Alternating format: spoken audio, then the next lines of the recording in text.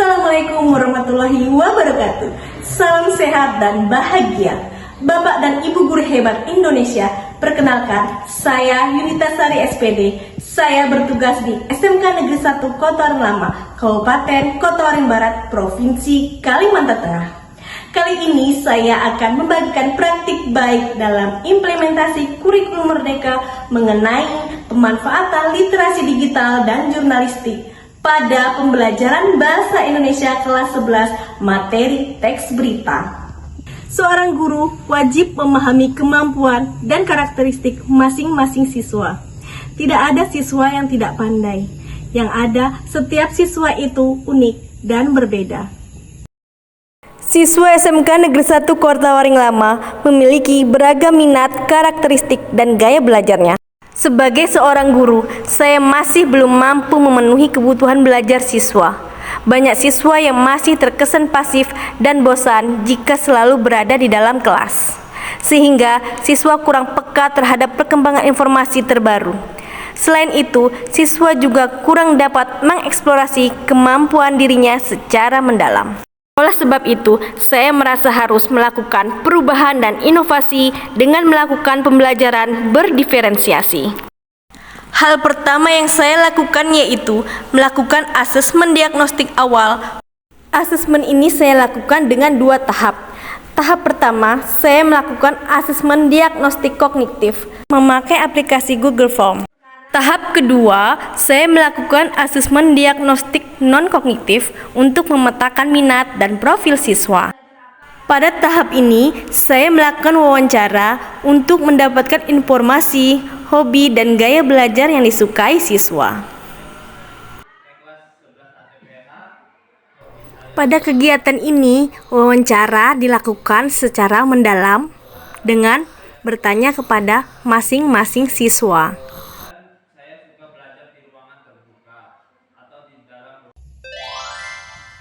Selanjutnya, saya melakukan identifikasi hasil asesmen kognitif dan asesmen non-kognitif. Kemudian, saya membuat modul pembelajaran berdiferensiasi.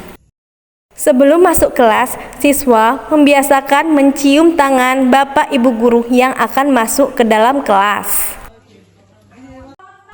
Kegiatan pembelajaran diawali dengan mengucapkan salam dan berdoa. Bisa. Oke, sebelum kalian pembelajaran, kali ini gua akan mengecek kesiapan kalian. Baju kalian apa sudah rapi? Sudah. Oke, tujuan pembelajaran kita kali ini yaitu kalian harus mampu mengidentifikasi teks berita yang aktual dan terpercaya. Kemudian mampu mempresentasikan teks berita yang telah kalian buat. Yang ketiga, kalian mampu mempublikasikan teks berita yang kalian buat. Selanjutnya, untuk merangsang ingin tahu siswa terkait materi yang akan diajarkan, guru menyuguhkan sebuah video dari YouTube.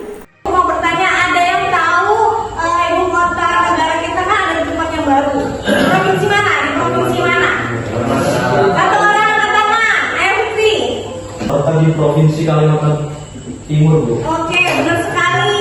Oke, sebelum kalian menyaksikan video tadi, di sini kalian bisa mengetahui bahwa teks berita adalah teks yang berisi kabar atau informasi terkini, teraktual tentang sesuatu berita yang sedang hangat dibicarakan kepada masyarakat umum.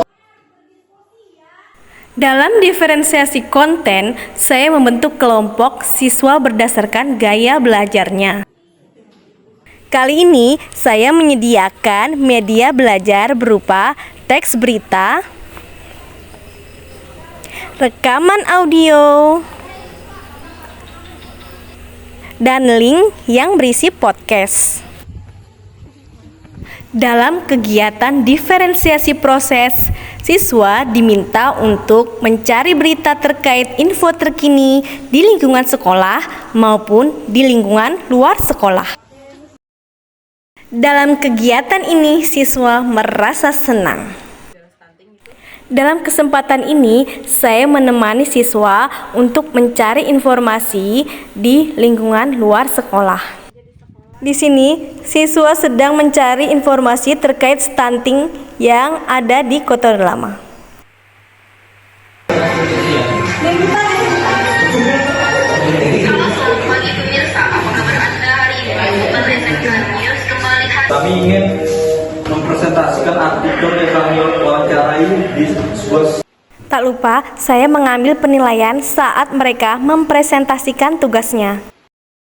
Sekarang kami akan menyampaikan teks berita dalam bentuk rekaman.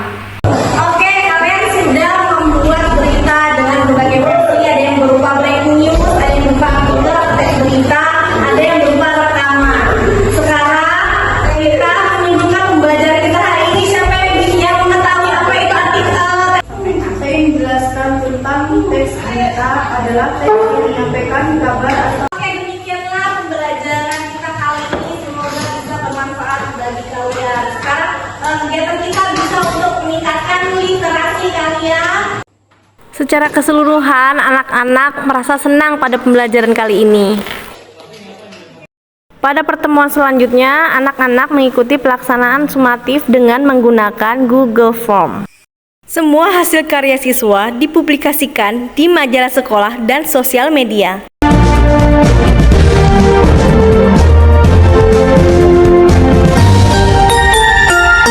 Halo, selamat pagi pemirsa. Apa kabar Anda hari ini? Liputan SMK News kembali hadir menjumpai Anda. Sejumlah informasi yang teraktual, tajam, dan terpercaya seputar Kota Waringin Lama. Bersama saya, Siti Nurhalisah, inilah Liputan SMK News selengkapnya. Berita tentang stunting akan dilaporkan oleh rekan saya yang sudah berada di Puskesmas Kota Waringin Lama. Bersama rekan saya Ali Akbar, kami persilahkan. Baiklah, saya sekarang berada. Teks berita yang menggunakan aplikasi Canva dipublikasikan di majalah sekolah. Kemudian dipublikasikan di web Instagram SMK dan di YouTube.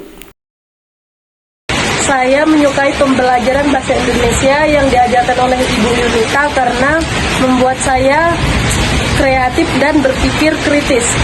Mendukung apa yang dilakukan oleh Bu Yunita selaku guru yang bisa meningkatkan pembelajaran berdiferensiasi, di mana pembelajaran ini adalah untuk meningkatkan kompetensi siswa dalam meningkatkan literasi dan numerasi di sekolah dan dalam rangka meningkatkan kompetensi guru. Saya Iwayan Sarman, pengawas Dinas Pendidikan Provinsi Kalimantan Tengah.